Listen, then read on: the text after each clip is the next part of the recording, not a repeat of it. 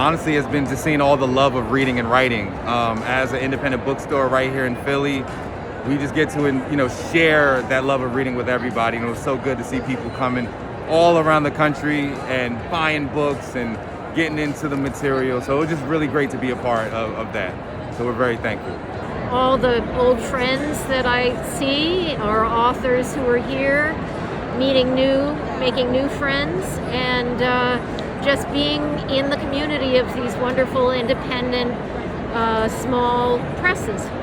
At the Tri-Quarterly Southeast Review off-site reading, the bar that they were at had bumper cars, and I got to sit in a bumper car right next to the mic and hear all the readers speak really close. It was great. It's kind of like a generic moment where when I'm standing at each table and they're really welcoming and the atmosphere is really warm and they start talking about their books, whether it's fiction, non-fiction, and it's this is my happy place. I'm doing PhD in English literature and I love books obviously and reading, so I really enjoyed the whole thing, honestly. Was meeting all my online friends who I've known forever in real life for the first time. I actually read for this journal, Underblog, and I have worked with my editor-in-chief for 7 years, but this year was the first time I met them in real life, and we did a little happy scream and hug. I got to support wonderful writers that I've been a fan of for many years, and I've become fans of new authors this year. So many great readings, amazing panels. Shout out to Tara Stillian's Whitehead's recovery panel this morning. It was fantastic. Seeing Kevin Wilson and also attending the panel on monsters was fantastic. Meet other writers and see everybody after the pandemic. It's been wonderful to meet and talk and hug and just be around one another. That's been my favorite part. This morning when I went to the reading with Carolyn Forche and all the other wonderful writers, that was by far my favorite panel that I went to.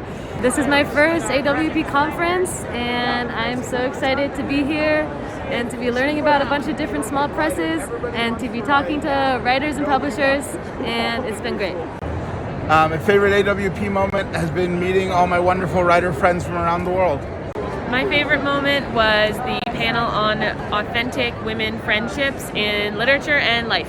Watching when the panelists enter this conversation in which they're furthering the topic and providing so much with their energy to the audience. All of those panels end up being the ones with the Q&A at the end have just lines of 10 people because they're exploring something in front of you, in front of us, and it just feels like a beautiful gift.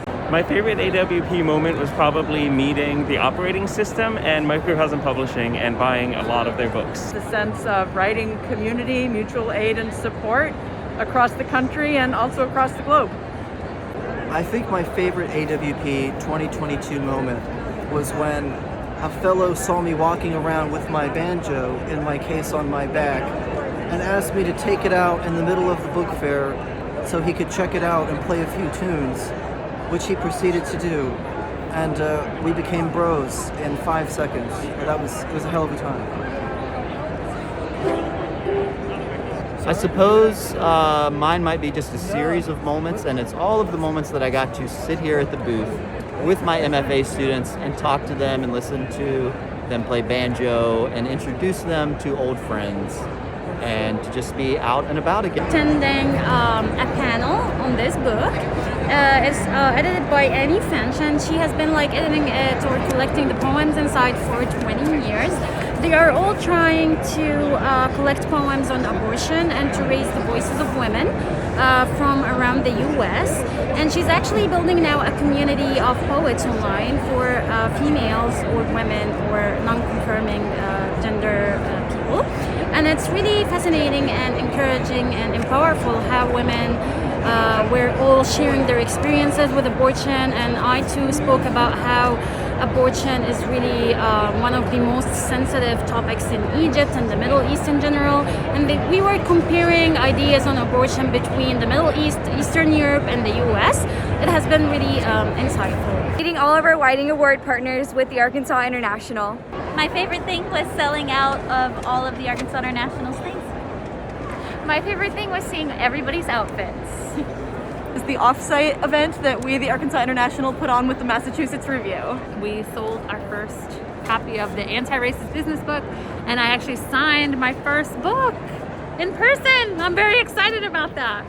It's my first AWP book fair, and I'm introducing St. Lucie Books, and I had many wonderful conversations with people, great writers and poets and publishers. Wonderful. When one of the Intro Journal's award winners stumbled across our booth, and I just got chills remembering it because she never for some reason received her copy of the journal. We were able to give her a copy of the journal, take a picture, post it on Instagram. It was a little lovin', and it was such a delightful moment, and it was one of my favorite poems. I'm talking about you, Sky Jackson. One of my favorite poems in Read Magazine, issue 154. Been just reconnecting myself with so many people who have been out here. I feel like this has been more like growing and learning than networking, so thank you, AWP. I appreciate it. When I first walked in and saw somebody I knew in person for the first time in 3 years, basically. Okay, our favorite moment at AWP was watching our author Carlos Allende sell the heck out of 80 books. Yeah, absolutely. He was amazing, wasn't Phenomenal. MVP for sure. he? He sold so many books. He got all these people to wear his t-shirts all over, and he rocked it. And all of our authors were rocking it. They were signing so many books. Carl, UV, we had just so many great authors here this year. It was amazing. Toy Derricott's keynote, because she was my first poetry teacher. Panel at AWP was the Perugia Poets panel talking about linguistic diversity. So there was a young woman who came by the press named Megan, and she was looking at our books. And she actually spent quite a bit of time looking and looking and looking. And I was kind of paying attention, and she was clearly attracted to some of them. And at that point, we had a sale going on, 2 books for $10. And after about 15 minutes or so, she started to pull away, and I'm like, well, are you interested in anything? She's like, I'm interested in everything, but I can't afford it. And I'm like, you can't afford it? She's like, yeah, I'm a student. I can't afford any of this right now. And she'd spent a lot of time, and I could see she was a little sad. And so I pulled her to the side, and I said, okay, here's the thing. I do this once a year, and I'm going to do this now. Find yourself a box, and if you can carry it, you can have it. And so for a moment, she was sort of in disbelief. I'm like, no, I'm the publisher, and I showed her, and got these people to kind of corroborate. And I'm like, if you can, anything you want, don't be shy. If there's a book here you want, it's yours, please. Please. You're going to make my day by taking this. And she did. She went around, and she was so happy. She was just kind of just bouncing up and down. And at one point, I thought she was going to start to cry. I'm glad she didn't.